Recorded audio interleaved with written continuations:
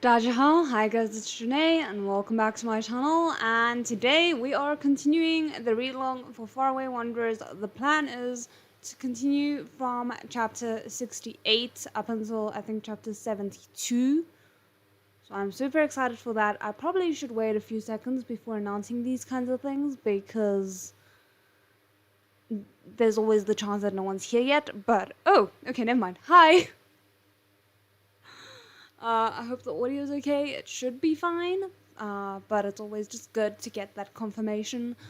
I have everything more or less ready this time around. I'm pretty proud of myself for that, but I probably shouldn't jinx it either, so I don't know. We shall see. I am gonna wait like 2 minutes, 3 minutes, just in case people want to join, and then we can get started. Yay, I'm glad the audio is good. That is great. Oh, I am very stressed about today because I feel like there's a good chance we might get to some emotional moments. I have tissues within relative reach just in case. Hi, how are you? So we shall see if they are at all necessary. Fingers crossed they're not, because my friend is planning to have me watch Shira after the live is done. And apparently there's also a lot of sadness that's about to come there, so I'm very much not looking forward to all the exercising my tear ducts will have if I'm crying here and there. That's fine. Okay, so let me get everything as ready as it can be so that we can get started as soon as possible.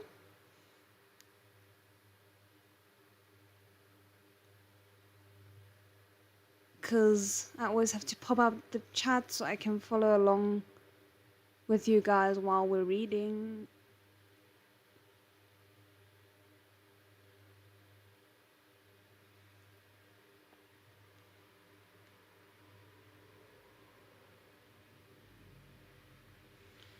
Okay.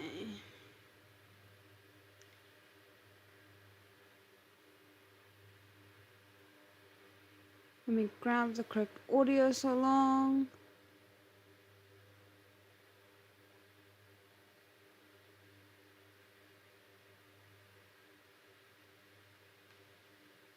How has everyone's week been? Because mine has been a little bit chaotic. And I did some calculations. I don't know if I should be sharing this. I was trying to work out my content schedule for the foreseeable future, and I realized that maximum probably I could work about 66 hours a week, and without going insane. And then I worked out how much time it would take me if everything went perfectly with no glitches, no copyright issues, nothing like that. How much time it would take me to film and edit all the things that I hoped to be able to put out every week. And it came up to about 65 hours, so I'm gonna have to rethink a little bit. We shall see how that goes. Anyway, now that I have spoken a lot, let's get into today's read-along. We are on chapter 68, if I'm not mistaken. I'm pretty sure the last one that we did was the splitting up one. So... Faraway Wanderers, chapter 68. Please let me know if the audio for her is After good. Walking for a stretch of time, Cao Weining realized that Gushang was being quiet. She had been ever since that scene of turmoil from the start of the night. Gao Xiulian, a reserved young woman, was not especially familiar with them. Hi. And was just fine with not speaking, on her own initiative, merely following behind them distantly while she carefully helped Zhang Chengling with leading the reins. The little guy was holding his new Great Famine sword in his arms, while dozing off on the horse's back. His drool was flowing onto its neck, dampening its hair and causing the little horse to shake its head the whole time. Zhang Weining gathered in close to Gu Xiang, leaned down, then tilted his head to take a careful measure of her expression. "What's wrong?" he asked. "Did you not sleep well either?" She looked at him listlessly, then lowered her head, the spitting image of a young wife. That only frightened him, though, believing that she had eaten something spoiled. Nah. He quickly reached out to feel her forehead, Shame thinking to for himself, Guxiang. "This woman that always jumps around and all about is being very docile. She couldn't have fallen ill, right?" She I mean, leaned fair. backwards, flung his hand away, then turned to look back at the Hi. pair that was a good bit away from them. You've always thought that honesty was a bit foolish, and normally 3 kicks wouldn't get 1 fart out of you. What anyone else said would just be whatever," she said sullen. "How did someone that's apparently never grown a brain end up turning into a major devil that plots behind everyone's back?" He chewed on her words a couple of times, then made a weird face. "Xiang, have you misunderstood something about Xiaojiang?" Gu Xiang went mute for a short moment. "You who is named Cao," she started, sinister, "can go ahead and die." She then raised her hand and went to hit him. What? Zhao Weining smiled mischievously as he dodged her. "Ah, don't. Won't you be a widow if I die? To be widowed at a young age would be very pitiful." After thinking about that, I love how he's she not felt even it to be true. phased. She still didn't yet hold the 2.5 streets of dowry her master had promised, so doing this would be a loss. Glaring Yeah, at that's Zhao the only Weining, reason she to took keep him alive, is because then she wouldn't get her dowry. Obviously, it's not because she loves him. her raised hand back, deciding to fight with language, not fists. She knew herself to not be any sort of highly capable person. Many times she couldn't understand what her master was saying, simply following beside him in ignorance, occasionally flapping her trap to entertain him in addition to her everyday life of attending to him. She and he and they were not people going the same path. She couldn't be considered a flower of considerate words, nor a close confidant of rosy cheeks. Like a child, she had only a smidgen of deviousness and cunning, where she could approach benefits whilst shunning disadvantages. Even though all the people she had seen below Fengya Mountain had been nothing good, her master had been there, and none of them had ever gotten the idea to dare strike her.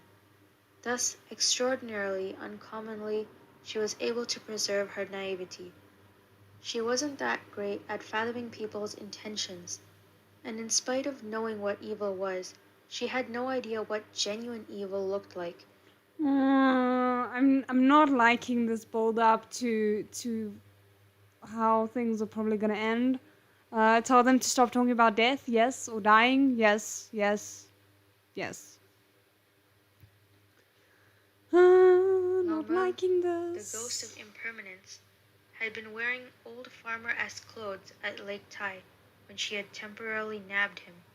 He had dug a hole in the ground to drag those 2 sorry-looking men out of it, and then, because of one word from their master, specifically sought out the clothes of a butcher to wear, smiling happily at everyone.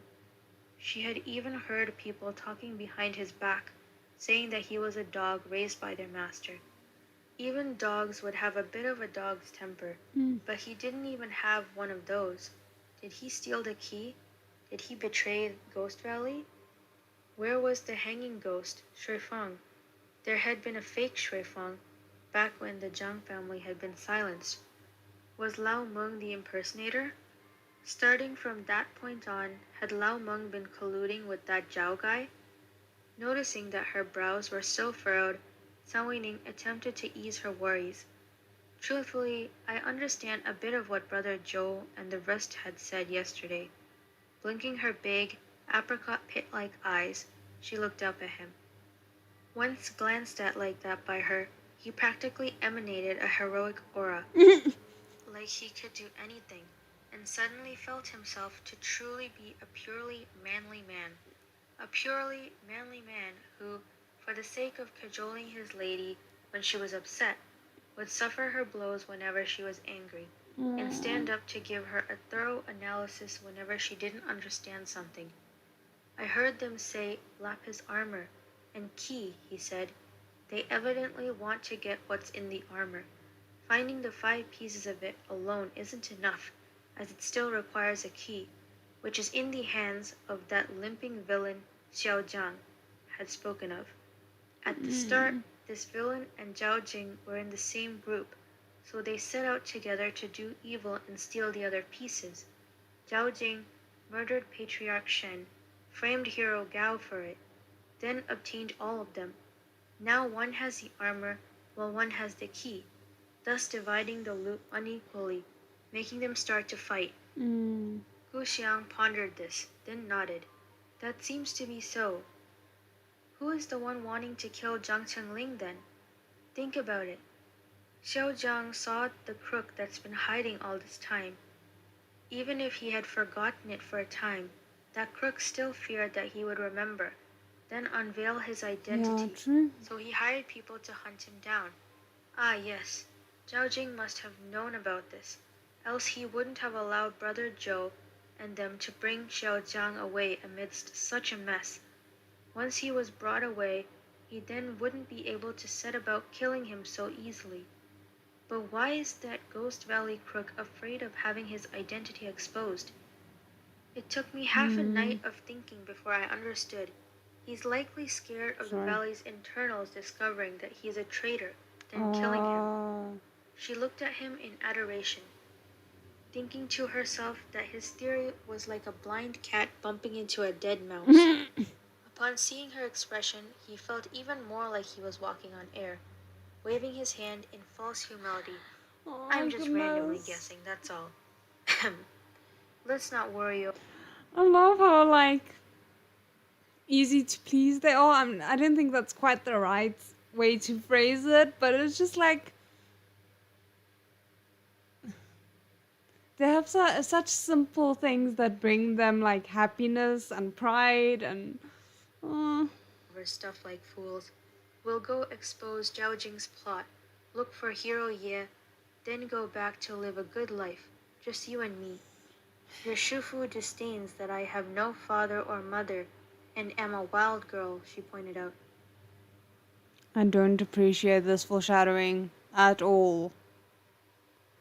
What if he doesn't allow it? Cao Ning made another hand wave. Then you'll abduct me and we'll elope. Pah! Am I that ravenous? She fumed. He thought some more. Then I'll pretend to switch roles to a flower stealer, abduct you, and we'll elope. Upon deliberation, she believed that that was a terrible idea, but also just good enough. She thus nodded, satisfied, and reached out her tiny hand to hook around Saoining's. They rode side by This side, is which was simply unnecessarily sickeningly painful with sweet. hindsight. In full contentment, he thought, so, this is what it is to have a wife. Having one is really nice. She's soft, smells good, and when she leans against me, even my heart melts after her. She smiles at me and I Guys, I'm gonna immediately get cry. dizzy. She's someone who will know when I'm feeling hot or cold, or will make up the bed. In the future, we'll build a little house with a little courtyard, have a couple chubby little kids, and I'll hear her voice sharply calling for me to come home for dinner. The more he thought, the more beautiful those thoughts became, until his Yeah, desire to me spout too. poetry was overwhelming. Golden wind and jadeite dew meet once, superior to the countless meetings of the mortal realm. He crisply recited, in the heavens, I wish for us to be birds of the same feather. On earth, I wish for us to be conjoined trees. Those people scheming this and scheming that all day long, struggling to make others die while living themselves. What was the point of it? Practicing exceptional divine arts, being number one in the realm through 1,000 autumns and innumerable generations. What was the point of that?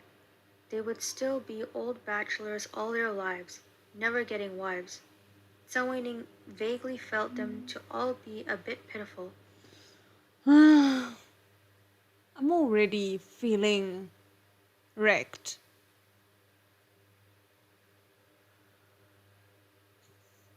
like, what a way to build up to what we know is gonna happen.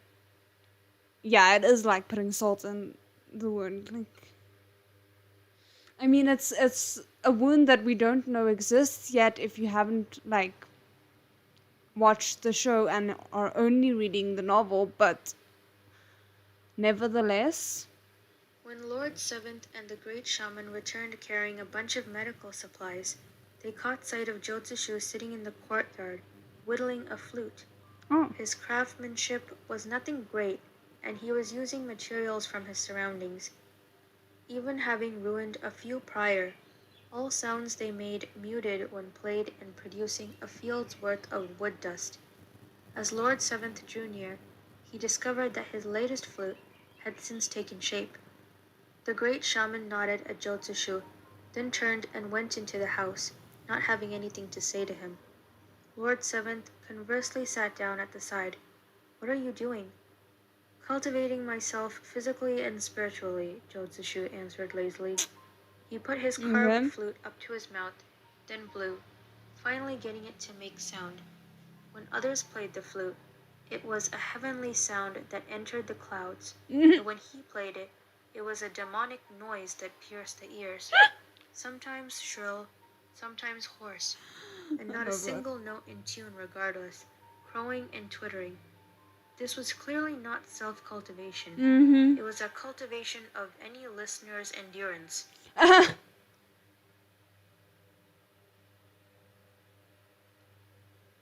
Ruthless. I love that. Oh my word. Okay. Hi. Covering his ears, Lord Seventh took the carving knife and wood piece out of his hands. His fingers were extraordinarily nimble. In just a few motions, the flute was fully shaped. Oh. It didn't look any different from Jotsushu's. I thought for sure he was just gonna like break it. Like, no, let me take this dangerous weapon away from you. Craft at a surface glance. But after the latter took it back, brought it to his lips, and then tested it out, the change was audible. He played out a folk ditty from the wildlands, which was actually quite nice. At the end of it, he put the flute down with a smile. "You're worthy of having been the #1 capital dandy that could pick up and put down anything, from poetry to songs to dining, drinking, hustling, and gambling. Oh wow, okay. All that playing around gained you a couple of tricks." Lord Seventh grinned. "He left?" Oopsie, sorry, I completely forgot. "You didn't go with?" To scroll. I wanted to, of course, but there's too much of a mess on their end. One praying mantis is hunting a cicada while having 100 siskins behind it. I'll wait a little, then go take an assessment. I'll go fish him up when the time is right." "You'll only fish him up? Nothing else?" Lord Seventh gave him a look. "If he was Jiu Xiao, you wouldn't be so unworried." Jotsushu smiled, shaking his head. How could he be compared to Jiu Xiao? He was just a kid, while he knows what he needs to do. I can't meddle in his affairs, either. He has to solve them by himself. As he talked, he stood up to stretch out his muscles. Is it bad of me that I still want Joshu to protect Jiang Qingling regardless of the fact that he is logically old enough to be taking care of himself? Short flute Lord Seventh had carved. Am I gonna be that kind of a parent? And his hip flask both into his belt. He turned away. "Thanks a bunch for the flute. If I haven't guessed wrong, that scorpion is the first siskin. I'll go out, grab a flower-engraved pot, and get ready to take flight with him." Lord Seventh lifted his head to look at him. Jotsushu's back was against the light. The look on his face was unclear, yet his cheeks appeared to be bordered with gold. "Go quick and come back quick," he thus said with a smile. "Don't neglect your healing time." Somehow I don't think it's gonna go the way they expect it to go. Whittled out another little flute, blew the sawdust away, then put it up to his lips, as if to send him off. That clear, rich sound echoed like the rousing tone of the wind, its trailing notes gently roiling. Despite this being no more than a crude flute made of weeds, it allowed him to play like the natural. Oh, okay. That makes more sense. I mean, like, it makes more sense why he wouldn't be, like, hovering over Winkushing. Of a seeming flourishing age, as well as its splendorous noise, was coming. What a shame that before the song's end the flute petered out, and Jotsushu's figure had long since vanished. Lord Seventh lowered his eyes, chuckled, and tossed the flute to the side, standing and gathering up his sleeves. He then turned to head inside. Long ago, when Jotsushu and he had still been in the capital, when he was still the Prince Nanning, who would get 100 answers for his every call, and when Jotsushu was still the head of Tianchuang, that warped and weaved in the dark, he had believed that the two of them were the same type of person. Yet coming to this day, he realized that they weren't the same at all. He had never had the man's same kind of Jianghu spirit, where one rolled with the punches. He had never been this open-minded before. Seeing Jotsushu live so honestly actually made him faintly jealous. Jotsushu stayed on a flower lane roof for 2 days, completely downing about 10 jars of wine, after which he finally managed to wait until the scorpion brought out his entire flock of poisonous scorpions. Oh my word. Sure enough, had no hearts. That lame-legged, evil ghost who had tried to kill Jiang Chengling had likely called for him to go gang up on Wen Kexing, then come back to deal with Zhao Jing. He had also deliberately made a lame-legged youth provoke Jiang Chengling, as if he was afraid that the boy wouldn't remember, or that Wen Kexing didn't know who was behind the long-tongued ghost. Both sides were collecting money and selling out, and after that, they still intended to take advantage of the devastation after their fierce battle to cook these people all together in one pot. It was really I don't like shrewd. that description. Jotsushu was not in a rush, extracting a human skin mask from his lapels. His handsome visage was gone without a trace, via one swipe of his hand. He mixed into the crowd, tailing after them from a moderate distance. Following 3-ish days of following, he noticed that they Oh my weren't word, okay, that sentence just broke my brain for a second. I'm just scared that the Scorpion King is kind of gonna be like when Cushing, and that, like, he's watched so many people's bodies that he somehow miraculously can tell that Joshu's body is the same body that he was lusting after, like, I don't know how many days ago. I don't want it, but I'm really scared that that's gonna be the case. for Fengya Mountain, seeming to have actively taken a detour in the middle, as if they were specifically going to handle some kind of nuisance. Very quickly he came to learn that this nuisance was actually Yu Qiufeng. Oh, I was The scared man it was had gonna be previously he exploited the himself. Green Vixen in order to flee calamity, but he had no such good luck this time around. He was faced with a team of poisonous scorpions that was chasing him like cats hunting a mouse, and all he could do was desperately scramble away. Currently, even more overwrought than Jiang Chengling, now he had no one protecting him. There used to be a woman who might have done so, but she was dead. He wore only rags, looking way more like a beggar than Jotsushu had when first entering Jianghu. Where was even an iota of sect leader Yu, who had grasped a lightly dancing fan? The Huashan sect had since re-established its leader, and no longer acknowledged him. He had become akin to a stray dog. Eventually, Yu Qiufeng's route of escape reached its end, and he was captured alive before the scorpion. I mean, that's temporarily a good thing. I don't know how long it's gonna stay a good thing, because he could be tortured if he's alive, but at least he's alive. He could have been captured dead. That's always an option with him. Oh goodness. Okay, next chapter. Are we ready? I don't know if I am. Like, the way that they're setting up Guxiang and Cao Wening, I'm stressed that the time is approaching and I'm not ready for it. Okay, let me grab chapter 69.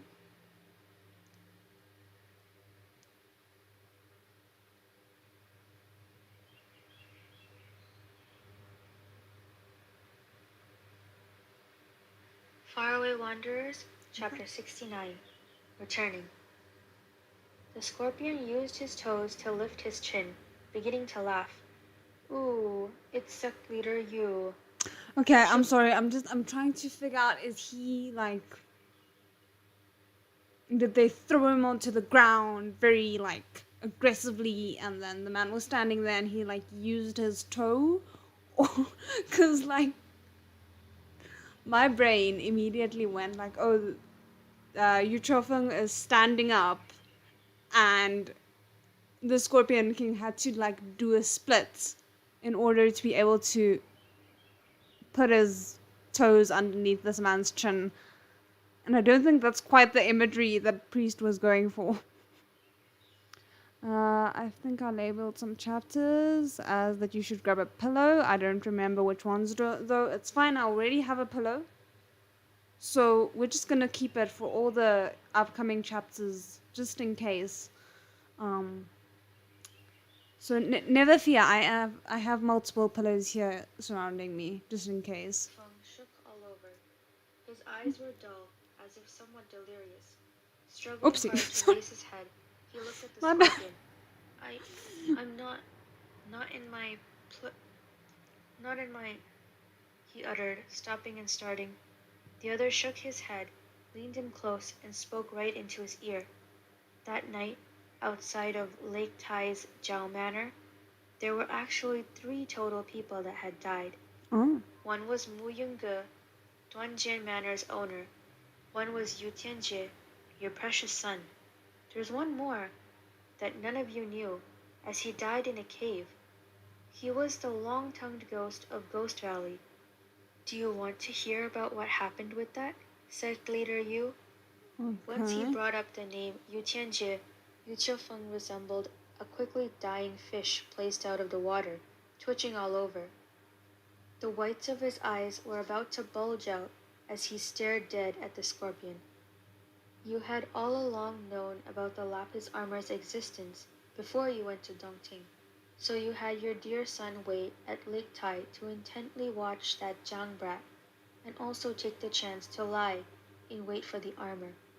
Unexpectedly, Mu Yunge, that nervous wreck, coincidentally discovered that the Zhaos had a piece and used the night to steal it. Yu Tianjie had believed himself to have been the only one watching him, but in reality, there were 2 others doing so that night as well. Yu Jiufeng seemed to understand something, but also understand nothing. He felt that this was all getting absurd. It seemed like there was an unseen hand holding a plan in the dark, and each and every one of them was just an endlessly struggling pawn on an immense chi board. One was the delighted morning ghost. The reason why he hadn't the time to take the armor was because he sensed the presence of someone else, someone he couldn't provoke at that time. The ghost of impermanence that represented the Ghost Valley's master, Meng Hui. Unluckily, he's also another client of mine. Your son, believing himself to be clever, stupidly took the armor off of Mu Yunge, and then right as he excitedly thought to leave, Lao Meng had someone kill him. That someone had once been subordinated to Shui Fang, a general that later changed sides in Ghost Valley's internal strife. My brain is breaking. Like, everyone knows the meme with the red dots and the string and my brain is not even being able to do that. It's just blank. Okay, we're just gonna see where this goes. Oh, here's on the floor. The long-tongued ghost. The scorpion paused. Tears evenly flowed down Yu Qiufeng's wind-worn face, as did various unknown fluids, making him look both revolting and pitiful. Unknown fluids? What's even more unlucky is that the remarkable Ghost Valley master was meeting with his little paramour when the moon was above the branches of willows. So, Lao Meng was too afraid to show his face. The traitorous long-tongued ghost used his old master's stunt to kill Yu Tianjie, then shift the blame for it, wanting to deliberately mislead the Ghost Valley master. Who would have thought that the gentleman's pace would be too fast, so fast? The long-tongued ghost couldn't dodge in time, and thus he boldly made use of his murderous aura, resulting in... The scorpion gently laughed coldly, shoved Yu Qiufeng away, leaned askew against the back of a rattan chair that a poisonous scorpion had gotten from wherever, and sighed with quite a bit of lament. What type of person is the most tragic? Those who don't know their own weights, rashly entertaining high aspirations? Sec Leader Okay, Yu. I think I lost my place. I just want to see. Okay, yeah, okay. Sorry, I thought we were higher up.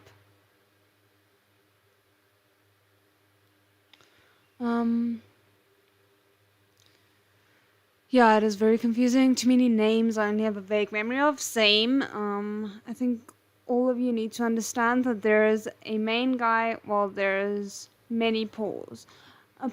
Pawns. Pawns. Pawns. Yeah, no, that much my brain computes, but everything else is very vague. Do you know what's the difference between the heart grown in your chest and the heart grown in mine? He lightly patted his own chest, looking at the man with the set up on high pity, and shook his head. The one I grew is a heart of ambition. The one you grew is a heart of wishful thinking.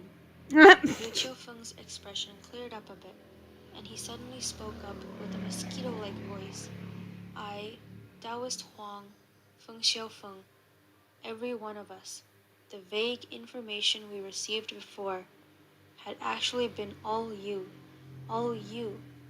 An aloof smile appeared on the other's face. That's right. How difficult it is. Lao Meng is my client, wanting to utilize me to silently kill.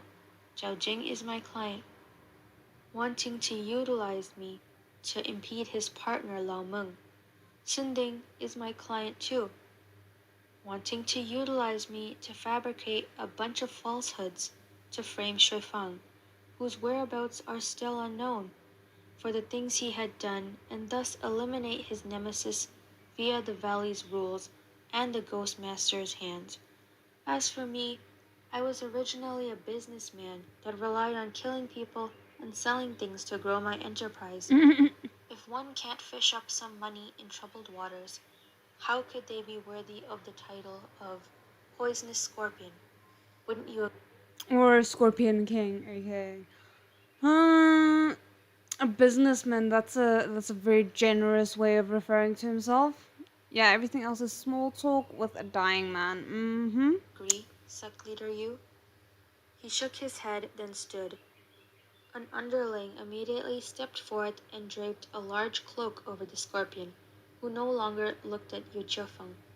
Four Seasons Manor has lied low for over 10 years. I heard that it was playing a lackey for the dynasty. Heh, what are they even? This martial forest is now in the palm of my hand. You're really lucky, Sec Leader Yu, to be able to come across me when things have gotten to this extent. What a shame that I I can't don't think give he any would mercy, call himself as lucky Lao right Meng now. and Zhao Jing have both told me to get rid of you. I really can't bear it. But what's to be done? All I can do is try my best to make you an understanding ghost. No need to feel grateful.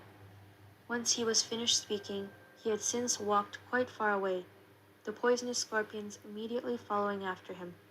Abruptly, Yu Qiufeng's whole body jolted, and he lowered his head. A scorpion's hook had penetrated his back, piercing through his body, came through to the front of his chest, and jabbed apart his raggedy shirt, exposing a blue-tinged tip. Acute pain enshrouding him, he hissed and shrieked. The scorpion restraining him expressionlessly drew the hook out, a large amount of flesh and blood flying out with it. Oh, was And then that without necessary? Like, couldn't it just be a... Oh, okay. looking at him, turned to follow his companions. Yu Qiufeng spasmed all over.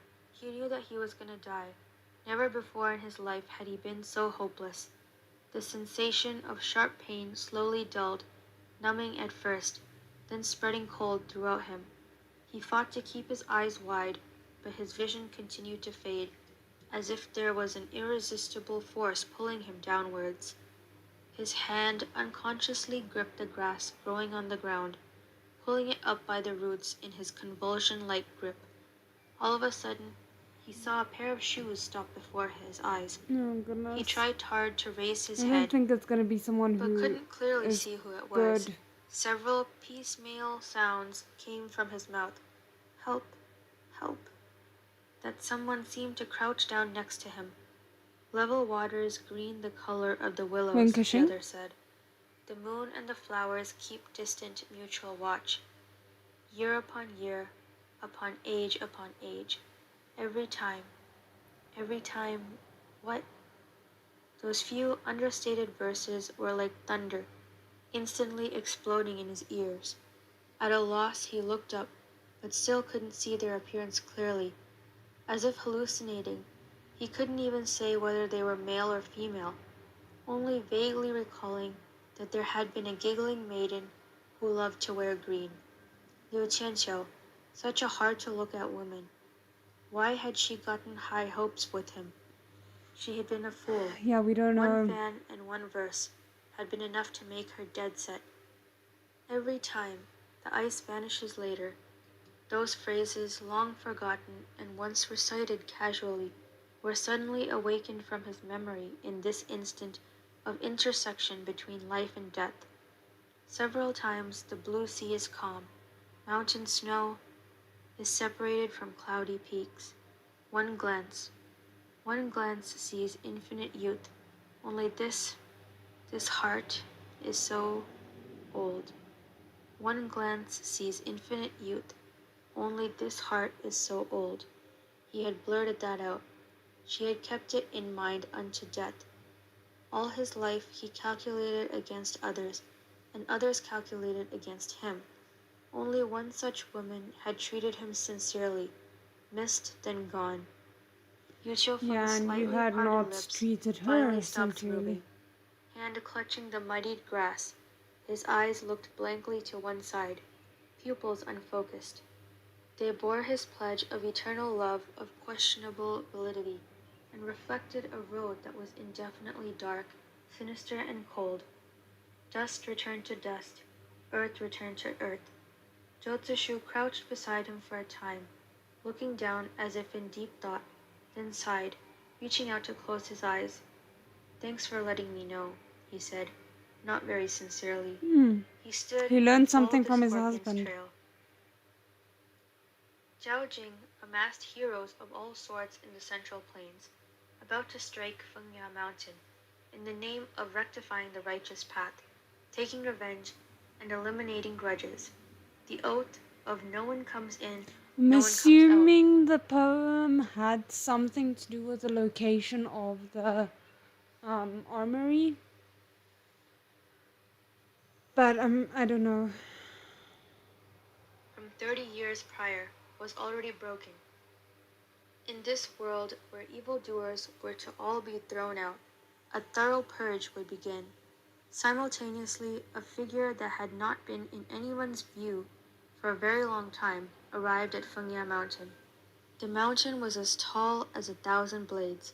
Surrounded on all sides, green bamboo ridge was in its middle. It was the midst of early summer, where plants were just starting to flourish, and birds were going on riots. A small path wound straight into the valley. Were it not for the gigantic sign saying, "Those with souls do not pass," it would resemble a paradise of gorgeous scenery. This was the Ghost Valley. A tall figure appeared beside the giant stone signboard, tilting his head back to view it for a minute. The faint trace of a smile suffused his face. This was Wenkexing. He himself wasn't even sure what route he had taken, to have reached the valley a step ahead of everyone else. He was leading a straight black horse along. The beast seemed to have intelligence, pacing fretfully near the sign, like it was unwilling to enter. He smiled, reaching out to pet its face. He took off both its bridle and saddle, then pat it on its body. Go on. In a human-like way, the horse blinked its big eyes as it watched him for a time. After trotting a few steps away, it looked back at the man, as if somewhat reluctant to part from him. Upon witnessing him wave at it, it sped off in large strides. Wunkashing stood in place for a second. "Those with souls do not pass," he sneered. With a raise of his hand, there seemed to be a strong gust wrapped inside his sleeve as he harshly swiped the stone sign, thus erasing 3/4 of its words with a bang. Detritus fell down in succession. The enormous sound barged into the valley as it was carried along with the wind, reverberating non-stop. Shortly after, a gray silhouette appeared out of thin air. The shouts coming from his mouth were extremely sharp, like pieces of iron slashing against each other, and hearing them could give one goosebumps. "Who dares to trespass?" His subsequent words got stuck in his throat, that gray shadow halting 3 jang away from Wunkashing. Yep. After getting a good look at who had come, an indescribable, utterly fearful expression appeared on him in an instant, gurgling sounds coming out of his larynx. He almost couldn't form any words. "Valley Master." Quickly reacting, he knelt onto the ground with a plop, then buried his head down low, as if he was soon about to be buried, period. I mean, if he "Respectful doesn't, greetings to probably you, he Valley will. Master," he trembled out. Wunkashing didn't even glance at him. "Have Lao Meng and Sunding come back yet?" he asked, indifferent. "Tell them to come and see me." Not waiting for the minor This ghost is to not answer gonna go him, well. he passed right by him. The gray-clothed man, nevertheless, seemed to have just endured a life-and-death catastrophe. It wasn't until the Fair. other had gone far away that he shakily looked up, his entire back already soaked with cold sweat. Slowly, he betrayed a hateful expression, stood up, and soundlessly slipped into the woods. Ghost Valley's master, that was a genuine lunatic, a real evil demon. His moods fluctuated where one moment he would be chatting with someone, all smiles, and the next he might have snatched the other's head. Apart from the amethyst fiend, who he had raised since childhood, no one else dared to make too loud of a noise before him, since he was a lunatic. He loved nothing and Okay, hold on. I glitched. Give me a moment.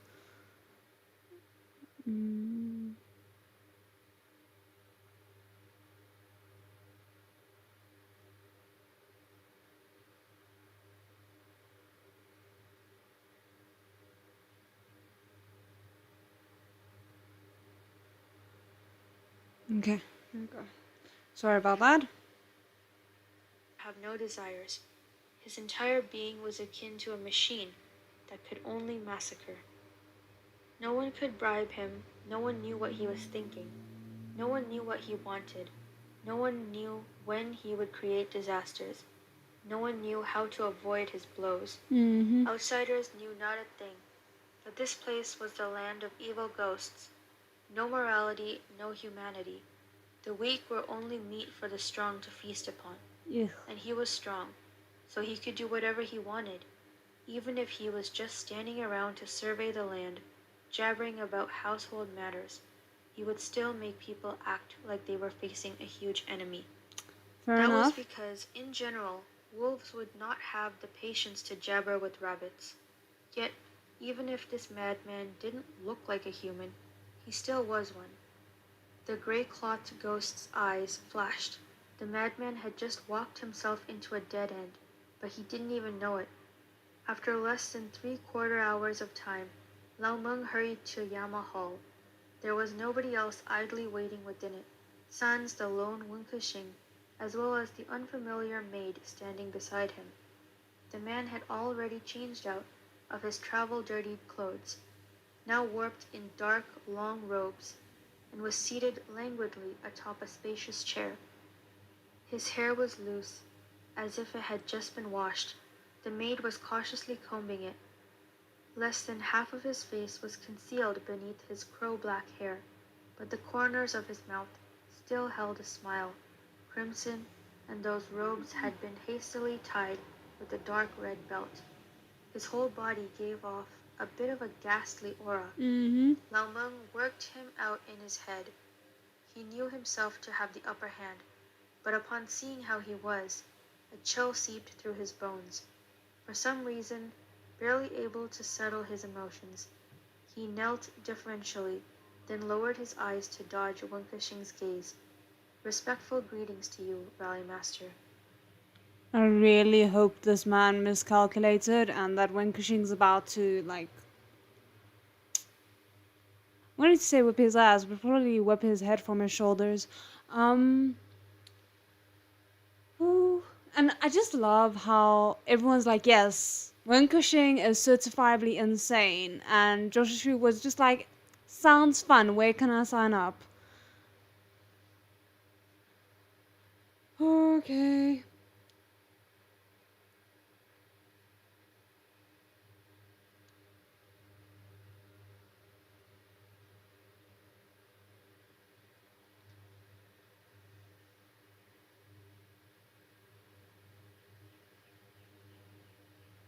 I'm debating whether I should quickly grab some water now or try Faraway and get Wanderers. through one more.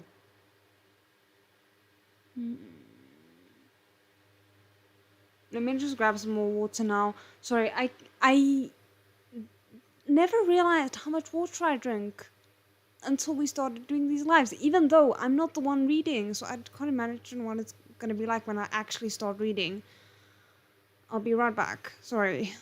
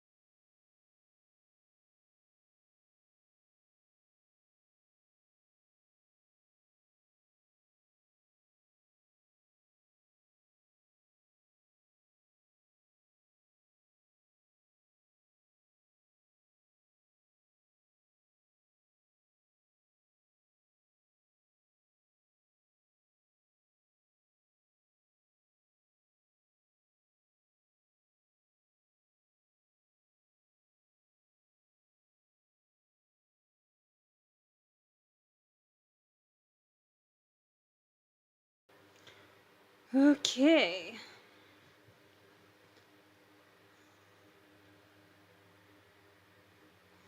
Are we ready for the next chapter?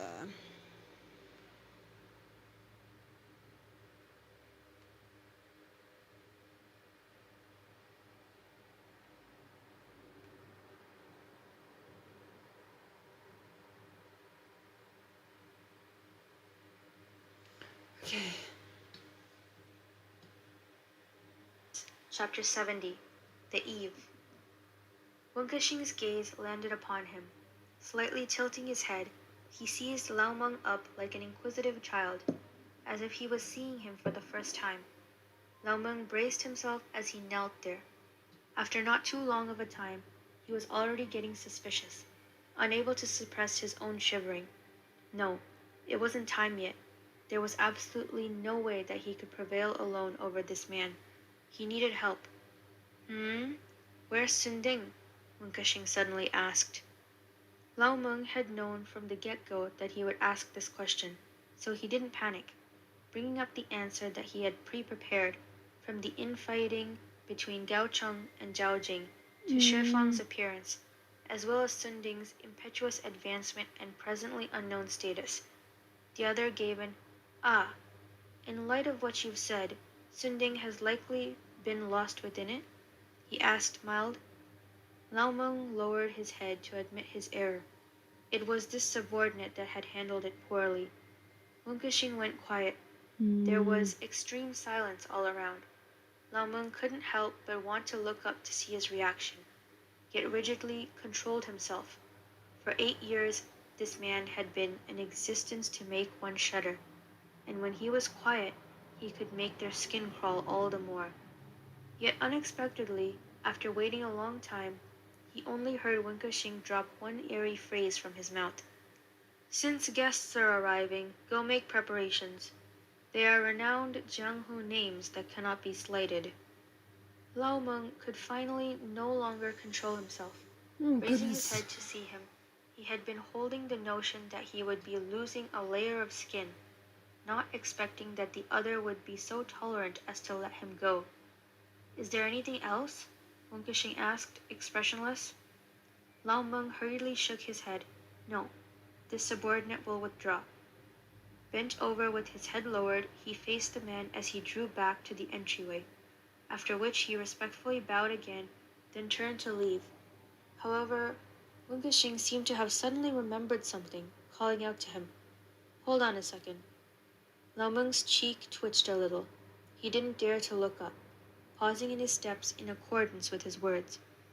Xiang has freshly found a husband, he heard the other say, slightly cheerfully. I promised that I would give her an accompanying 2.5 streets of dowry. Go get that ready for me, and don't be too stingy. Understood, Lao Meng answered, stooping over. Upon withdrawal, he came to be under the sun, and gently wiped the cold sweat off his face, stoic as he walked away. An ominous premonition abruptly caged his heart, as he had the general feeling that the man appeared to have gleaned something. He had about 80% certainty of the outcome right now, but there was still some variables, such as the missing hanging ghost, Shuifeng. Lao Meng's scheme was very simple. He knew that Shuifeng, that trash, would never be able to find any intermediaries from famed upright sects. By happenstance, he had previously had contact with Zhao Jing and used that opportunity to straight up earn some power, make Zhao Jing mistakenly believe him to have the key, then initiate an alliance.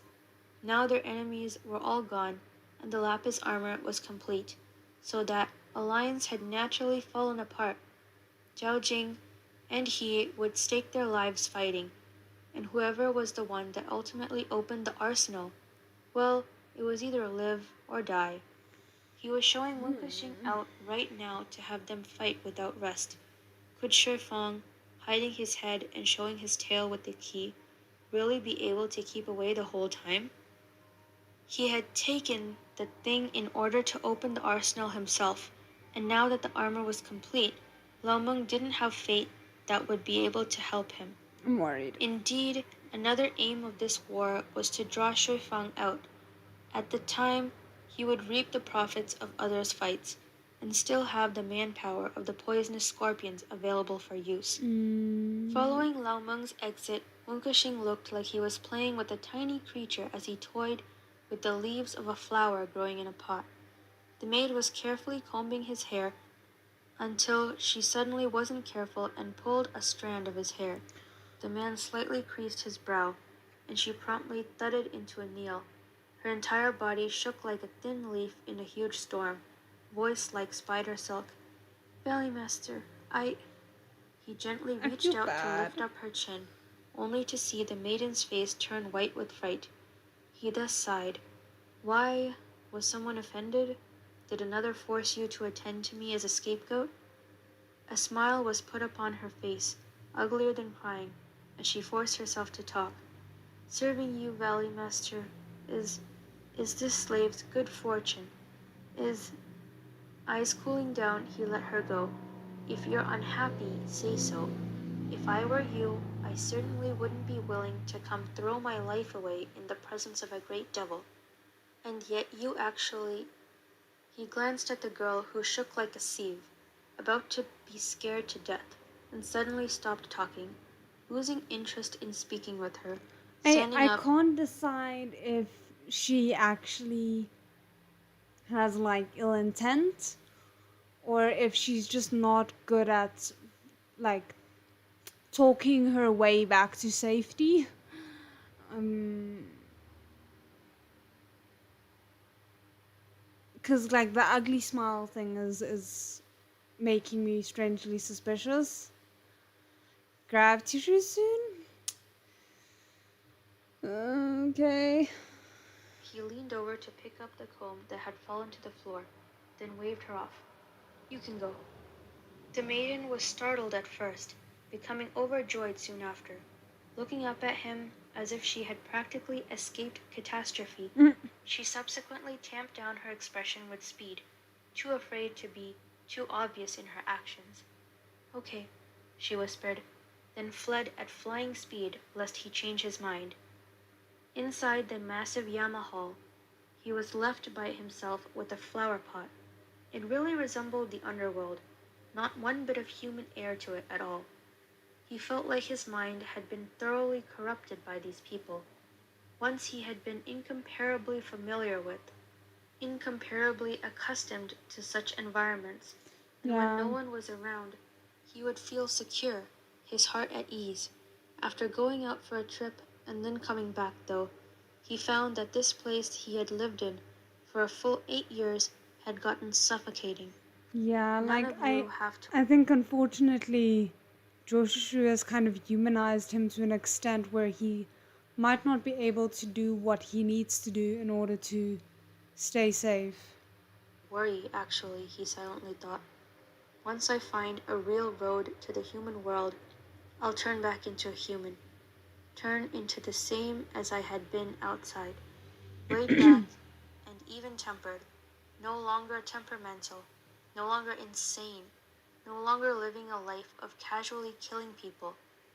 There will be someone by my side, too. He isn't afraid of me, and I'm good to him. He's someone I can be with for a lifetime. He hooded his eyes as if recalling something.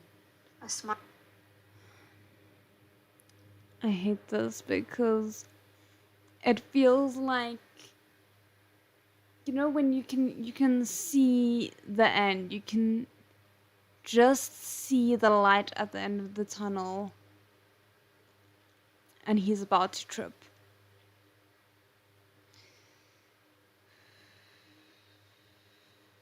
I'm stressed. Neither sinister nor indifferent, appeared on his face, and he gently released the plant he was furling. Living life, what a pretty phrase that was. Jotsushu looked a bit tragic at the moment. Anybody that had followed a bunch of scorpions for over half a month wouldn't be too nice to look at either, but in his opinion, this wasn't anything too strenuous. Half a month? Where did this time jump come from? Damn. The great shaman's medicine had been of great effect, nearly eliminating his ailment. It had been described as being able to suppress the 7 acupuncture's poison, and then it did. The pain that once inevitably broke out every midnight, reducing him to a half-alive state, was suddenly gone, which he was somewhat unaccustomed to. In any case, he wasn't a finicky person. The assignments he had been required to go out and do himself in Tianchuang had generally been a lot more difficult than this. Yeah. After this over half month, the poisonous scorpions stopped in a small town about 30 li away from Fengya Mountain. The scorpion gave an order, and all the others, well trained, switched into a black mass of clothes, dressing up as commoners of all trades. Like drops of water, they soon vanished into the town's populace. Whilst Jotsushu was following by example, beneath the calm appearance of this unremarkable town, a dark undercurrent bubbled. As if waiting for somebody, the scorpion stopped here and refused to budge. In just a few days, word on the wind came in. Zhaojing was leading the heroes of the realm, spreading out notices for heroism far and wide, to crusade against the flock of evil ghosts. What was most thought-provoking was that he only disseminated notices, not at all invoking the writ of the land. Reverend Tsumu truly was an old monk as cunning as a 1,000-year tortoise. As soon as Gaochang had died, He sniffed something off on the breeze, then immediately fell horribly ill, as if the Buddha had finally remembered this faithful believer of his. He swiftly went to beckon him to Sukhavati. Another holder of the writ, the descendant of the ancient monk Yebai, was also somewhere unknown. Meanwhile, Guxiang's quartet bore a different mission, undergoing a simple disguise dress-up. They then caught up with the murderous-looking people that had scrambled for the mountain. Cao Weining quickly noticed that this time around, not only had his Shishu, Mo Huaikong, come in person from Qifeng sword sect, but even his sect leader Shifu, Mo Huaiyang, had as well. He Oh was a bit goodness. unclear on the situation. All the names are He and his a Shifu bit had much. initially been sent down the mountain because his Shifu had been in seclusion. Had he come out of it now? The two primary figures of the sect were mingling here with Zhao Jing. Did his Shifu know the true face of that Zhao hypocrite or no? Mo Huaikong had been a prick, but Mo Huaiyang seemed a bit like an immortal. He was quite a bit skilled in talking with people, was pleasant to all, wasn't arrogant or ill-tempered, and could win over people's hearts. I can't remember which one is which, like which one is the nice one that I actually kind of liked in the show, and which one's the one that shall not be named that did that unspeakable thing in episode 35. I don't know. I'm thinking Mu Huaikong is the one that I liked, but I'm not sure. It wasn't strange at all that back when he and Mo Huaikong were of equal excellence, the position of sect leader had landed upon him. The quartet rented a carriage, pretending to be the younger I think he generations might of be the one I average don't. peasants. Smeared on their faces was some alleged face-changing stuff that Guxiang had made up. In reality, it was just some yellow that made them hard to notice. Totally not on the same level as Jotsushu's massive overhaul. Of course not. Knowing that Cao Weining's Shifu was present, Guxiang got slightly more nervous. The exact circumstances were currently fuzzy. Zhao Jing was dominating the situation at large. Cao Weining was wavering, and Jiang Shengling plus Gao Xiaolian were all of a sudden seeing their father-murdering enemy, eyes nearly red, only barely consolable. Of the four of them, Guxiang alone was still capable of thinking things over with a cool head, so no one else had any ideas. Now it was the female Zhuge, the setup is killing Xiang, me. that had the prerogative. This is an extremely pressing matter, she said. Think about it, brother Cao. If you rashly go up to your Shifu and tell him, will he believe you or that hero Zhao? Cao Weining pondered this for a minute, then didn't have much of a retort, feeling that she had made sense. All right, I'll listen to you, he said with a nod, like a husband at his wife's beck and call. Seeing that he was this okay with talking it over, he sighed in relief. In truth, she had brought another type of scenario to mind. Mo Huaikong would be easy to deal with. But Mo Huaiyang, who was down mountain all of a sudden, was with Zhao Jing like this. Had he really been hoodwinked by him? Or did he have some other plan? There had been several days where she had braved the danger, nearly getting discovered several times in order to observe him, and she believed that the old man was not so simple a character. How should we do this then, Miss Gu? Gao Xiaolian asked. We wait, she stated without hesitation. We haven't yet found Ye Bai. With so few of us, we can't do any big sky-overturning tricks, let alone with this many people. Even Zhao Jing by himself would be enough for us to eat dirt, since they've all rushed to Ghost not a Valley, comforting thought. which isn't an easy-to-pick persimmon. There's going to be a huge fight. She paused, brows creased, as she suddenly thought, why did her master tell her to go find Ye Bai Yi right now? Weren't Lord Seventh and the great shaman similarly idle? Their methods were far-reaching. So wouldn't having them go be half the work with twice the effect? She remembered Wen Kexing's words, where he said that a woman marrying off was like spilled water, and and that she would have no connection to the valley from then on out. Did he think that the valley had no chance of victory in this war? What was he actually planning? That's not unlikely, Xiang unfortunately. Weining patted her on the shoulder, and only then did she snap out of it. We can't do anything for right now, she continued. Just follow after them. Quietly watch for changes, and take note of Yebai's movements. On the surface, she was nonchalant, but her mind was being cautious. Even having Wunkexing's protection, living in the valley for so many years had been enough for her to have more survival skills than typical girls. In this instant, she became the linchpin amongst the four. With her statement issued, no one refuted it. Then they went on like so without mishap, until a few days later when an incident occurred. Ye Bai had shown up. Dun dun dun. Oh goodness. I am stressed. I'm so stressed. Okay, 2 more chapters to go. Are you guys still surviving? I'm not sure I am. Okay. So, good thing, I think, sort of, is it doesn't seem like we're gonna get to the grabbing a pillow parts today. Like, there might still be some moments that Vivi didn't think required a pillow that I might think require a pillow, but in terms of like the chapters that have that title, it's all next week's problem, so yay. Because it's starting at chapter 73 and we're gonna be getting to chapter 72 by the end of today, not chapter 73. Oh, so let's grab the next chapter. But yeah, how are you guys feeling? I am slightly nervous still.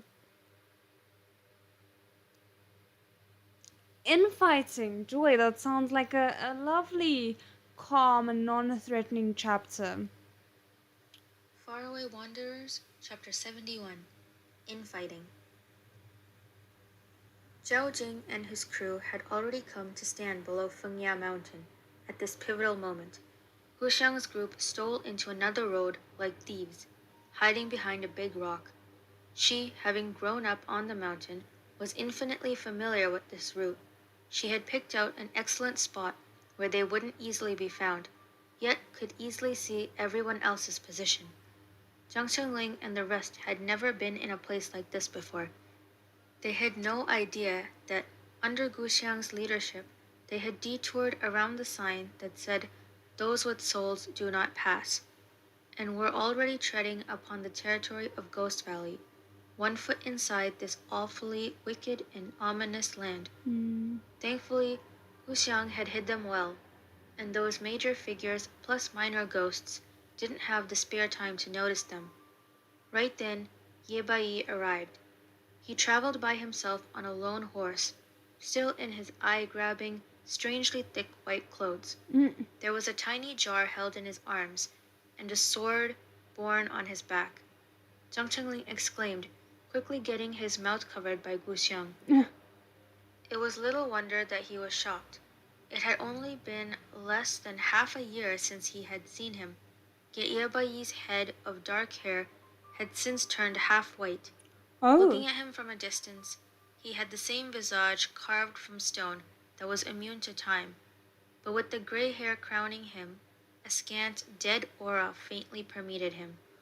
It was like the time that had stagnated upon him had suddenly gone into motion.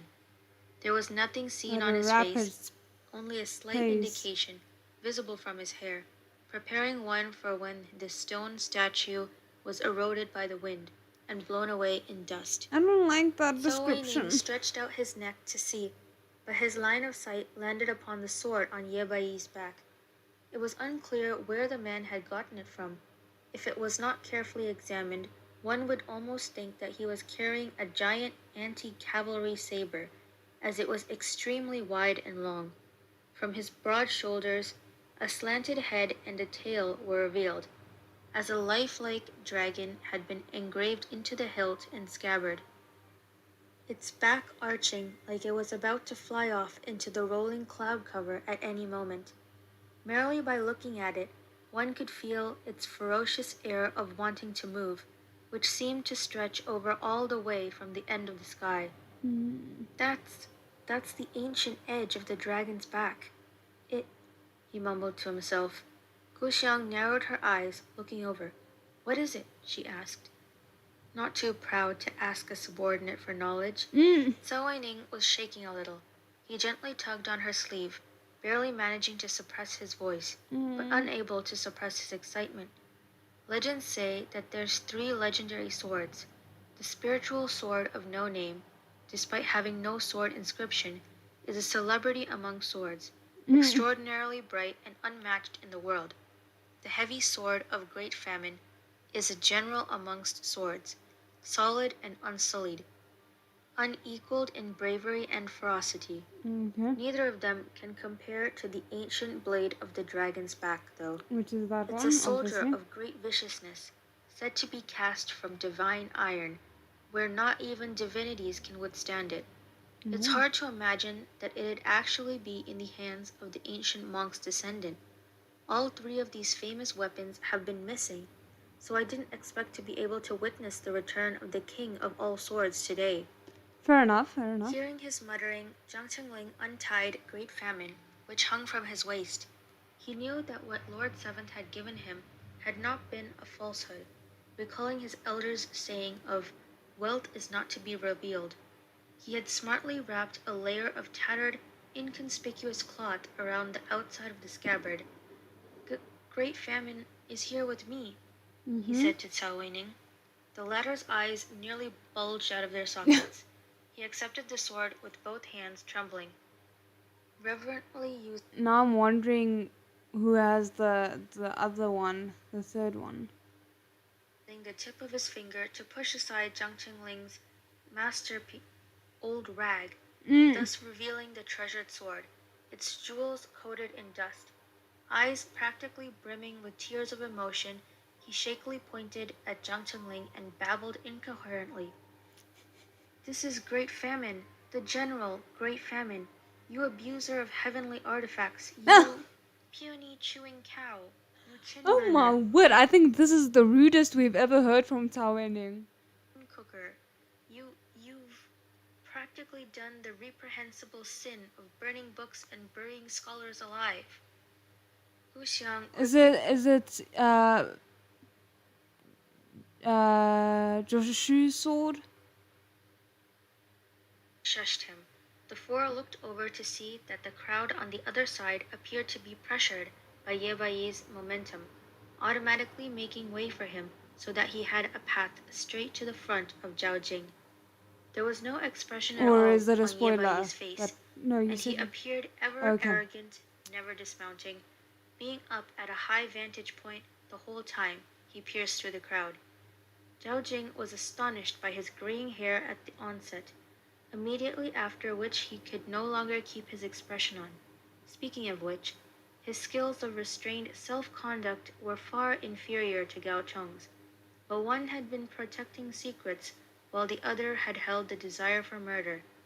That was how the gap in superiority had been established. Okay. He forced himself to clasp his fist, smiling. It's you, young hero Ye. You really come Young, okay, sure. just Let's in go with time. that. Join us in our crusade. The lapis armor. Do you have it or not?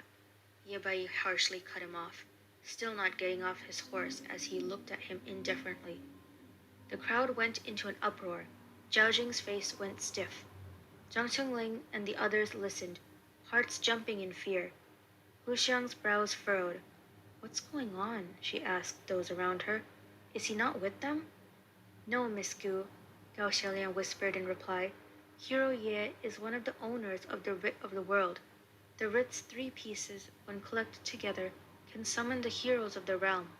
Only one of those pieces was in the hands of the ancient monk, and he's ignored worldly affairs for a long time. For Dongting, my dad had personally gone to the foot of Changming Mountain to ask for him, but he just sent a disciple of his down the mountain. Hiroye only defends the writ. He doesn't associate with Come others at on. all, acting by himself always. After thinking for a bit, she added something on.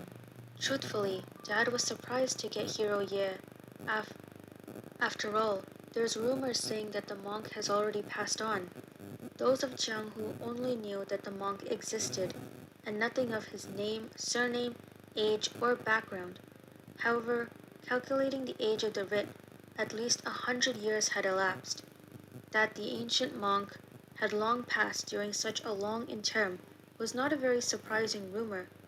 Zhao Jing looked annoyed, and needing to raise his head to see Ye Bai made him even more unhappy. What do you mean, Hero Ye? He asked with a cold smile. Ye Bai squandered not much of an expression, paying him no mind. He merely swept his gaze over his surroundings, then slightly raised the volume of his voice. A noise, what kind of noise?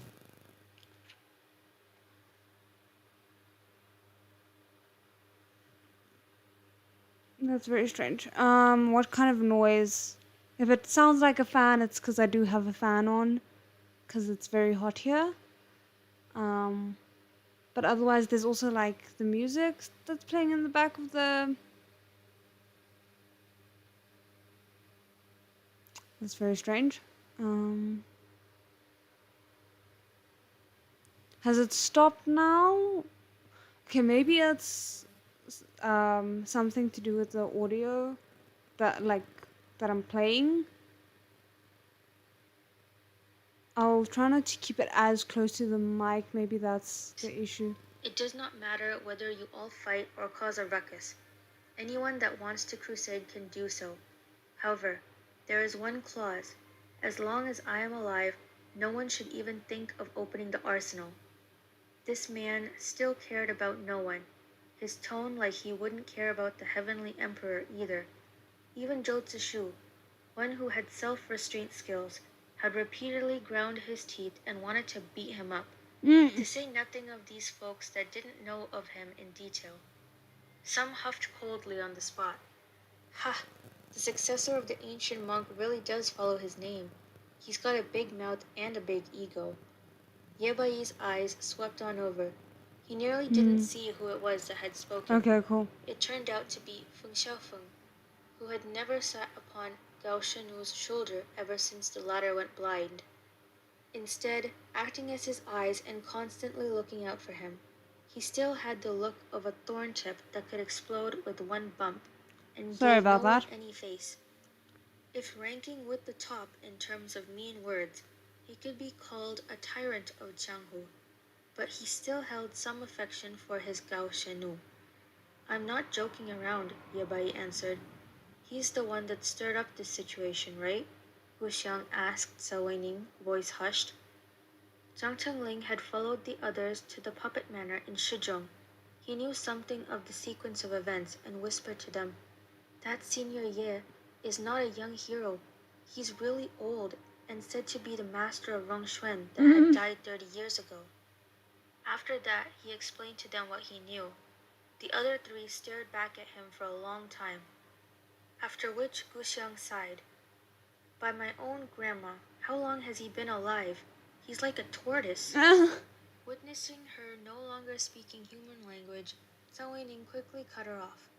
So that's to say that the most crucial object in the arsenal is actually Elder Ye?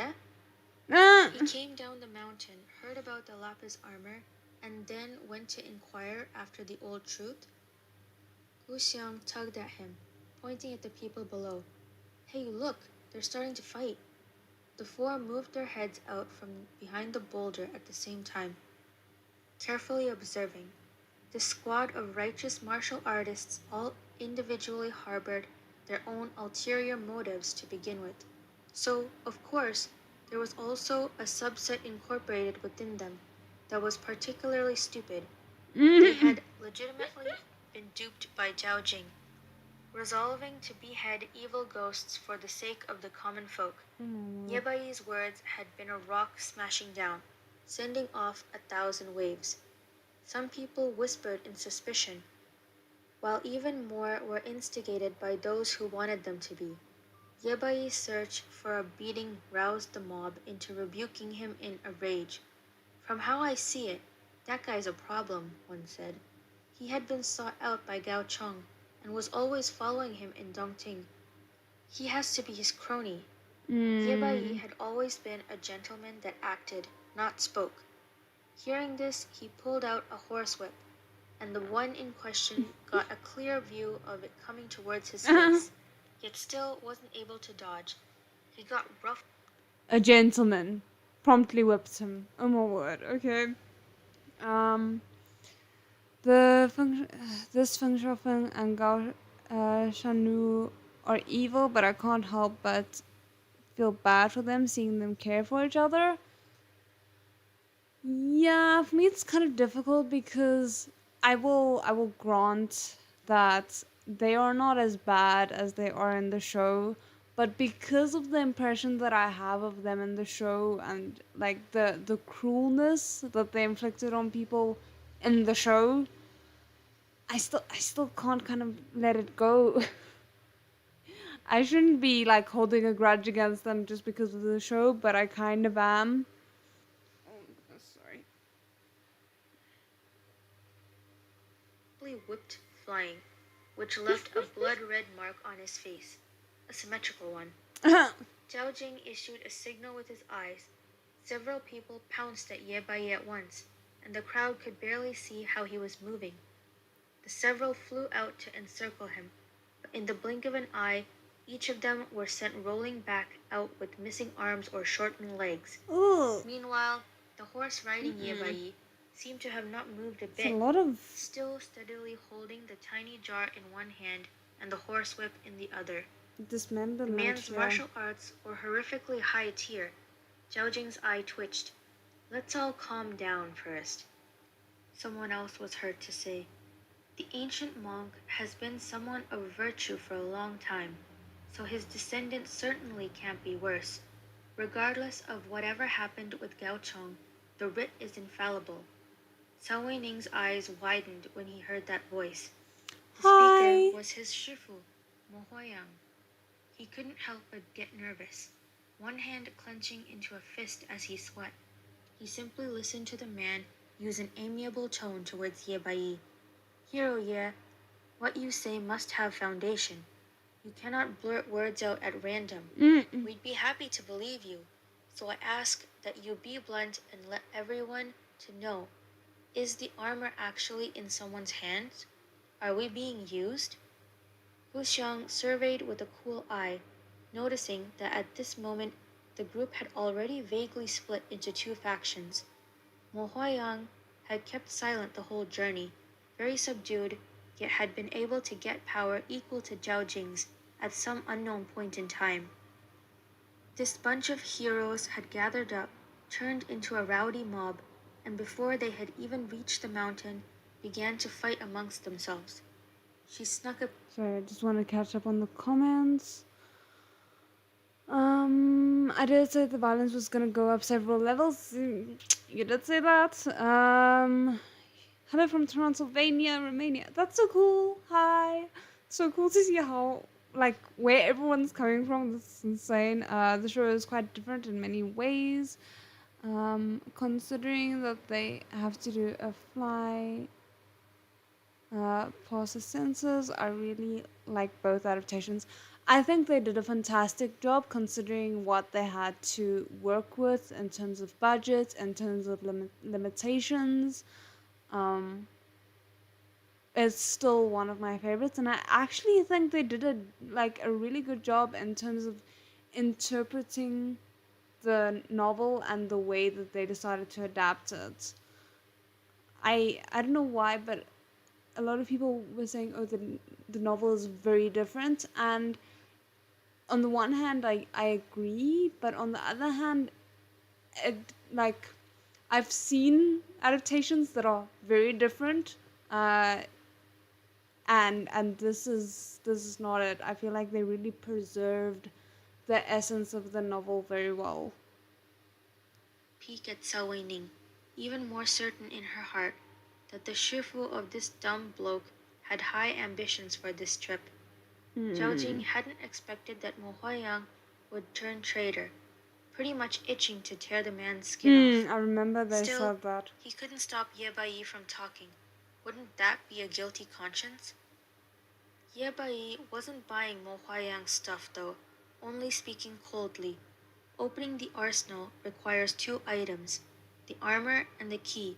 I've investigated for a long time and can guess that the key is probably in the hands of someone from the Ghost Valley. If they also have the armor, would they have bode their time in wait to fight with you all? If they vainly attempt to open the arsenal, I'll have to take on the role of an exorcist then. The armor had been in Gao Cheng's hands, Zhao Jing defended. Prior to his death, he wanted to join forces with the hanging ghost to kill me, failed to achieve that, then died himself. Shui Feng's whereabouts are unknown, so the armor is presumably with him. Ye Bai sneered. I've actually heard that Ghost Valley has constantly been sending people to hunt down Shui Feng. But the delighted morning ghost, one of his hunters, died a few days ago. If Shui Feng has that kind of remarkable skill, why hasn't he opened the arsenal yet, instead of hiding away? What the delighted morning ghost did was the evil of murdering someone for their property. Why would I know anything about these evil ghosts? More likely than not, the spoils were split unevenly, and both sides are suffering for it. In any case, Gao Cheng was sly and had lots of henchmen. How would I know who he gave the armor to? Oh, the armor that the 5 major families once watched over together has been lost. Yet you're not investigating that like everybody else, instead bringing people to attack Fengya Mountain. I mean, fair. And Zhang Jahan is absolutely gorgeous. Yeah, I was thinking they described it at some point in one of the chapters that we covered today, like, oh, his jawline or something like that, and I was like, they really picked the right actor for Joshushu, because yes, I think they had everything from the novel in the show as well, but added stuff that wasn't in the novel. For example, the strange relationship between Jing and the Scorpion King. Honestly, as strange as the relationship between Zhao Jing and the Scorpion King is on the show, I would prefer that to what we have in the novel. Somehow, what we have in the novel is worse to me, which I didn't think would be possible, but it is. So yeah, make of that what you will. Where's the logic in that, Hero Zhao? Ye Bai countered. His speech was getting increasingly menacing. Zhao Jing was dumbstruck for a moment, then bit back. In light of your implication, those nefarious evil demons that everyone needs to catch and behead shouldn't be killed? Mo Huayang frowned, then meandered behind Ye Bai, immediately after which almost half of the crowd followed him away from Zhao Jing's side. Sect Oh, Leader wow. Mo, what is the meaning of this? The latter questioned. Don't speak of other things, Hero Zhao. Let's just get a clear explanation, then judge things from that. Zhao Jing had long been aware that Mo Huayang was disloyal. Yep. This old devil that's taking advantage I think of a this fire is the guy Talu that I will don't be a like. liability from now on if I don't get rid of him here and establish my might, he thought, You're a not fire in gonna his heart. manage, I don't think. While he thought, he made a small gesture with his fingers. The people on scene were in disorder, so none of them noticed. But Gu Xiang's group caught the abnormality via the vantage point, after which they saw a very plain person behind Zhao Jing slip out of the crowd after seeing his gesture. They kept staring the entire time, then witnessed the person retreat to the outside of the group and making another gesture in one direction. Inside the dense forest, a black shadow flitted past, holding a tiny crossbow in their hand. Oh, damn. Poisonous scorpions. Yep. At once, Cao Weining no longer had time to think. He jumped out from behind the rock, his moves to transport reaching their pinnacle. Shifu, he shouted, look out! Guxiang wasn't able to hold him back, feeling a chill in her heart. Oh no, oh no, oh no, oh no, no, no.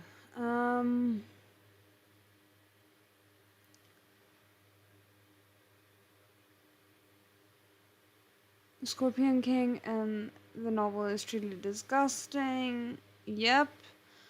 True, I like the Scorpion King in the show better than the one in the novel. Agreed. And still hate dodging. Agreed. I feel like there's something strangely charming about the Scorpion King in the show, even though by the end of it, I truly despise how should I put it? I despise the fact that he enabled everything that went wrong to be able to go wrong.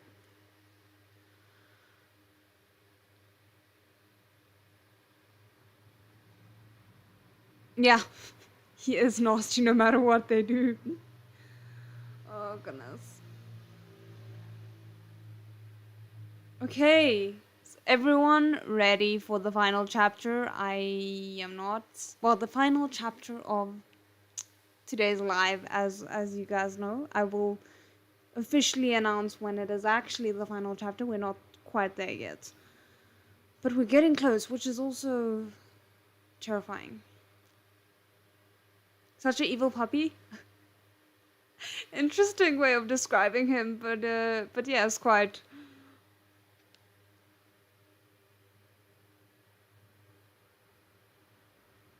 Faraway Wanderers, Exposed. Chapter 72. I'm assuming they're Exposed. referring to Jiajing that's gonna be exposed.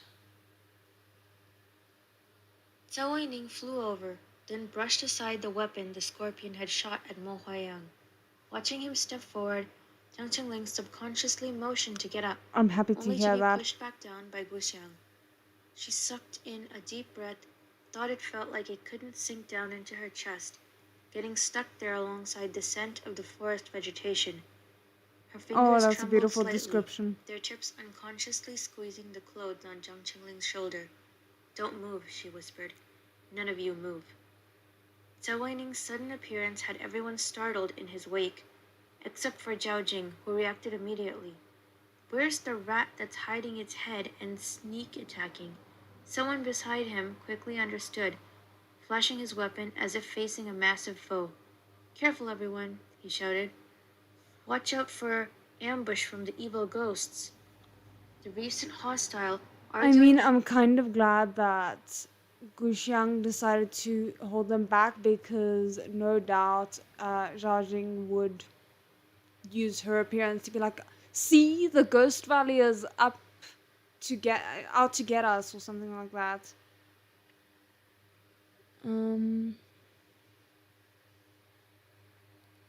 Bitter sweet in so many ways, but very, very sweet for our two main boys. I mean, yeah, because the thing is, we know if you've watched the show, you know that there is a lot of tragedy. But if you can have even just a semblance of a happy ending for some of the people involved, that's good enough. Better than having no one get a happy ending. That's the worst. This chapter will be painful? Great! I'm so excited. The crowd changed once again. The scorpion hiding in the darkness had swiftly evacuated after their strike, not caring whether they had succeeded or not, to the point that the mob couldn't even catch the assassin. Guxiang watched Who was clearly, struck? the inside of her head a mess.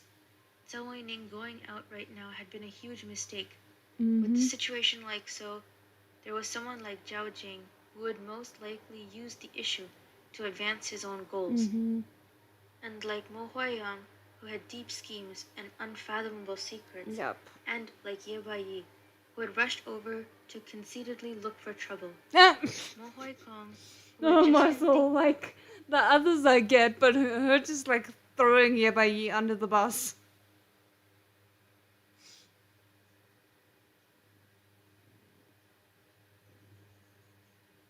to snatch power using Ye Baiyi's appearance, promptly realized that now was not a good time. since they were all currently still standing on the border of Ghost Valley, and everything had turned into trouble. Upon seeing Tsao Ning right now, he didn't think much more on it, merely frowning. He knew what was going on with Tsao Ning, Guxiang, and the rest, so he hurriedly called out, "Why did you only catch up, you brat? Were you using your feet to embroider this whole time? Get over here!" This made it seem like he had simply been sent by his Shishu to go do something. Even though Tsao Ning really wasn't the brightest, he wasn't stupid. He verbally agreed, then quietly walked behind Mo Huai Kong.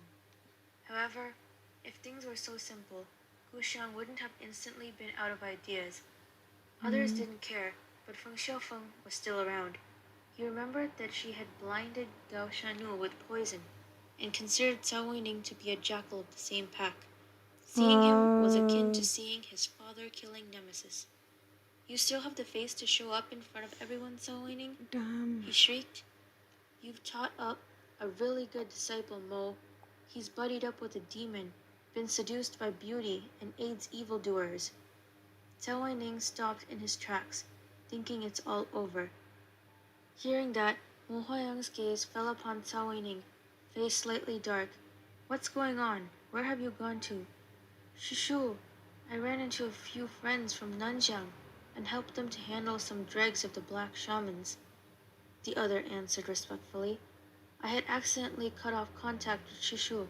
I didn't know that everyone was here, nor did I expect to have the fortune to meet with you, since I came to find you here, Ye." None of that was false, actually. He hadn't told the total truth, but his body language wasn't flustered, and his road of thought was clear and reasonable. After this, he clasped his fist towards Ye Bai. "Hero Ye, this humble one was entrusted by another to request something of you." Oh, Ye Bai goodness. gave him a rather surprised look. "Who did? What is it?" "There's a friend that's been heavily injured and needs to heal somewhere extremely cold. They're wondering if Changming Mountain's sacred site could be borrowed for it." The man had no reaction at first, dazed for a short moment, I'm pretty then sure he's gave gonna a put perfunctory answer. things together. "Tell that friend to do as they will. At the foot of the mountain is Changming Village, and past it is a road that leads all the way to the waste. The area I live in is near the summit, though. Whether you can get there depends on your skills." Cao Weining knew that Guxiang could hear him, and this could thus be seen as completing one task. "Many thanks." Ye Bai nodded. As if suddenly getting bored, he turned his horse's head around without a sound, about to leave this place of right and wrong. Mo Huayang shot a glance at Zhao Jing's group, still looking like this matter wasn't finished. Mind racing, then blocked Ye Bai. "Hero Ye, your words have been unclear. Can you really just leave like so?" I love that he's like, "Oh, okay, I just realized I have more important things to worry about, so I will be seeing you guys. Bye." Oh my word. It's the episode where we cried. Okay.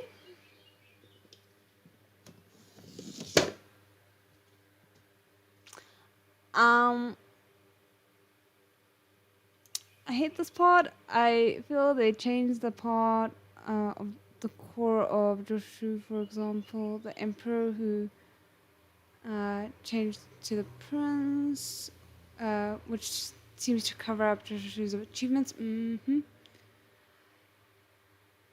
His motives for leaving was more of a feeling of failure and repentance. And I care about crying scene and the show since I read the novel first. Oh, okay. He's really regretful, whereas in the book it's obviously unregretful and light-hearted.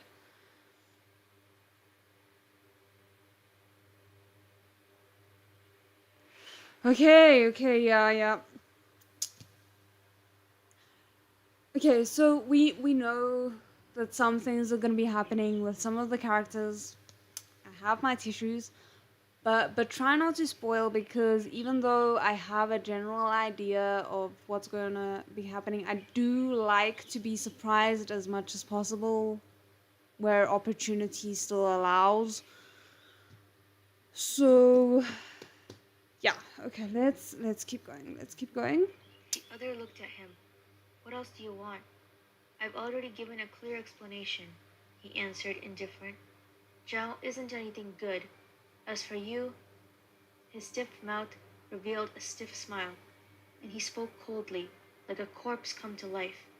I don't think you're anything at all. The corner of Mo Huayang's eye twitched. Zhao Jing had just nearly been forced into dire straits, only able to sigh in relief due to Cao Weining's interruption. This Zhao is a rough man, he said upon seeing the scene, and I don't conduct myself with the caution and order that those of you who read do, always acting upon whatever I think of. Diao Chong used to be my brother. What a crappy friendship. I don't know what he was plotting. At this point, I hate him. But I hate Fengya Mountain's ghosts even more. His tiger-esque eyes opened wide, bulging in a desire to split open, and his hackles instantly raised.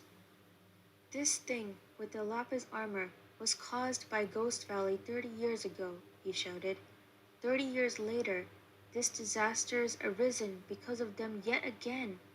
Our power hadn't been enough before, so we couldn't wipe out these demons, leading to us being troubled by them instead. There's so many calamities happening in the martial forest now. Is that still not enough? The rowdy crowd went quiet once more.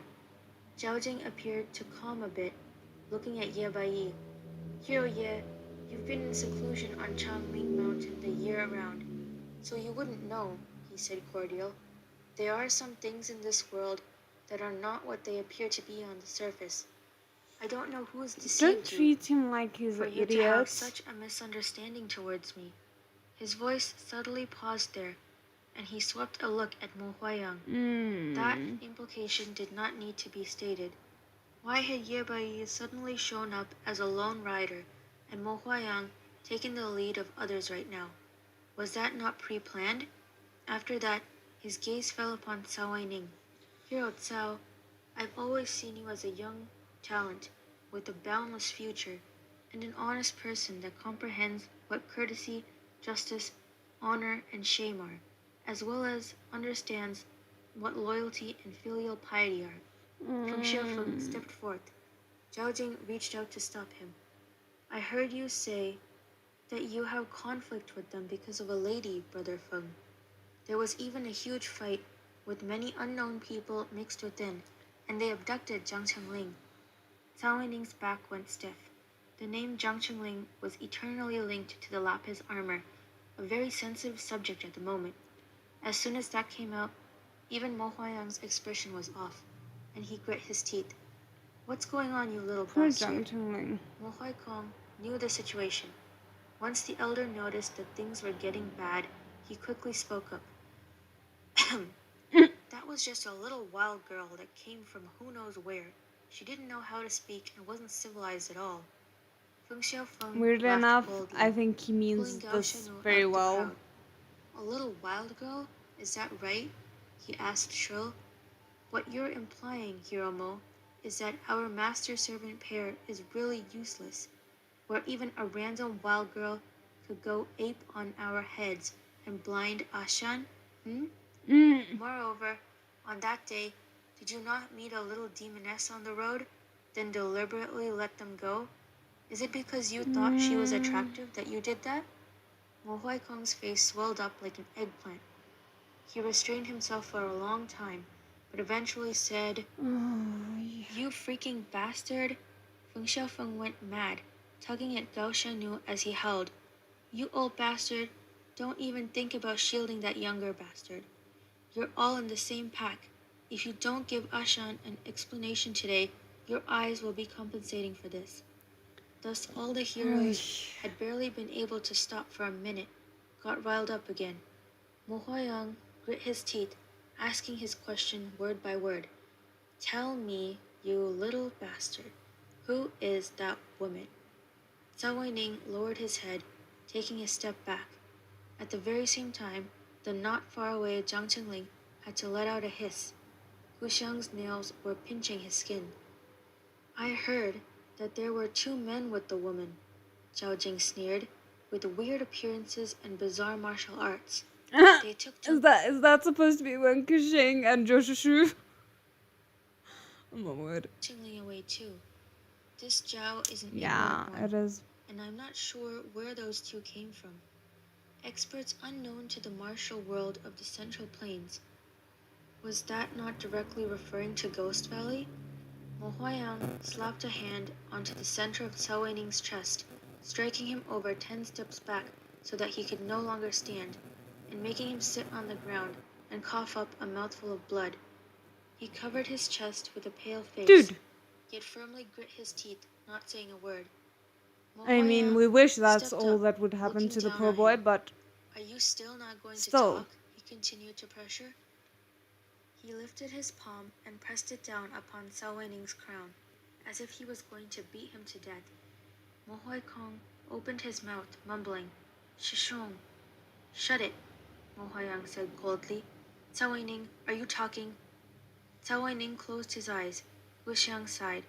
"No matter what happens, you 2 absolutely must not come out," she said, to Jiang Qingling and Gao Xiaolian, voice hushed.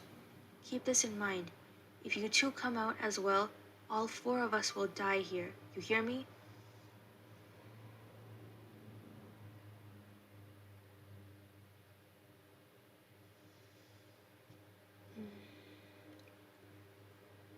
The fact that she seems fully aware that she's not gonna make it out alive.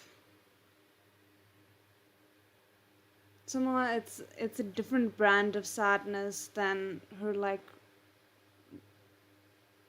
rage fighting and everything playing out the way that it did in the show. Both equally sad, just different. "Gu Xiang Jie," Jiang Qingling started. Gao Xiaolian suddenly grabbed him. "Don't worry," she told Gu Xiang, looking determined. The other looked at her, nodded, and then her body suddenly soared, appearing before everyone. "Bah, you all suck. What do you want with me?" Below Fengya Mountain, the weather was suddenly shifting, but it wasn't too tranquil on Green Bamboo Ridge either. A scouting ghost in gray clothes walked up behind Lao Meng, then said something quietly into his ear. The latter paused, an expression that was quite a bit grotesque upon his face. "What did you say? They're fighting down the mountain?" The ghost nodded. Lao Meng's brow was furrowed in shock for a long while. Oh, he didn't Then expect he it? suddenly began to laugh, the sound getting louder and louder until he was practically rocking back and forth with mirth. Oh, I don't like You that. said that Zhao Jing and them have started fighting down there. Ha, ha, ha. Zhao Jing, Zhao Jing. I took him to be an alpha wolf, like a great enemy, but he's actually just a sheep, getting betrayed by a bunch of righteous sects. That's just too funny." He laughed abruptly, then stopped just as abruptly. In an instant, no image of a smile was on him, and he was now no longer that kind, sincere old servant. The muscles on his cheeks, still slightly trembling, a malevolent tinge slowly showed upon them. "Good. Since that's the case, we won't worry about them. Let's start to settle this debt from the inside. Xiaoke, go get all of our people in the defenses and move them to the agreed place." Of course, you have to be The ghost was mysterious taken about aback, it, damn it. immediately understanding what he was wanting to do. His voice was somewhat unconsciously shaky. "Yes." Lao Meng tidied up his clothes, forcefully shut his eyes, then concealed his ferocity. Looking like the same good old man as always, he strode for Yama Hall. Wen Kexing was carefreely idle, in the middle of painting a picture, when someone was sent by Lao Meng to announce him. He only gave an indifferent answer without lifting his head, hunched over like his entire self was stuck into the paper. Lao Meng came in, saw that the other was in a good mood with a smile on his lips, and believed that the heavens really were aiding him. Valley Master, the dowry that you ordered me to prepare is ready. May I invite you to take a look at it? Wunkashing affirmed absent-mindedly, not looking up. He made a couple of strokes on the paper with the tip of his brush for a long while, then said, wait a second.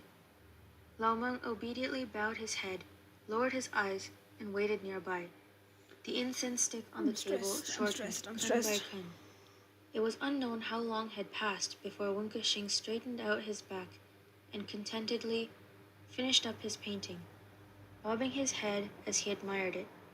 Lao Meng gave it a brief glance, then saw that the paper scene was extremely simple. It was one tree, several boulders, and a man standing there with no profile, only a view of him from behind. The man was a bit thin, hints of the bones on his back showing through his loose robes. Lao Meng marveled to himself. Don't tell me that because this lunatic went out on a trip, he's actually started to believe himself to be a human, learning how to be hurt by love sickness? Wunkashing set down the painting, carefully weighted it with paperweights, set it aside to dry, then turned to Lao Meng. Upon seeing him, the tender, warm smile he had immediately turned frigid. Lead the way, he ordered terse. Lao Meng lowered his head, agreed, then turned to go, concealing the fleeting, irrepressible smile at the corner of his mouth.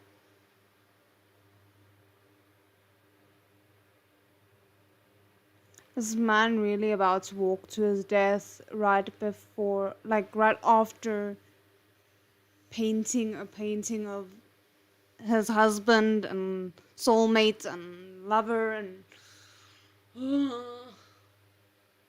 I mean,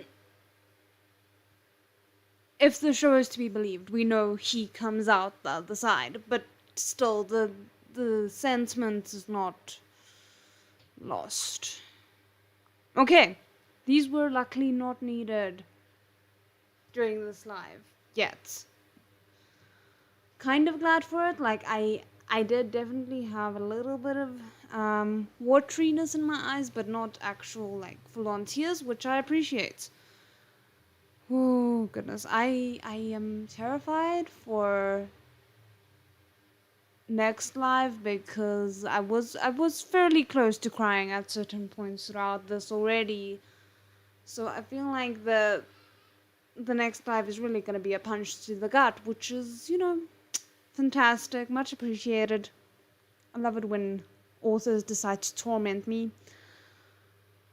So, I hope you guys enjoyed it. What were your thoughts? I mean, we have to get through this in order to get to whatever small glimmers of hope and joy lie beyond it, but that doesn't mean I have to look forward to the imminent pain.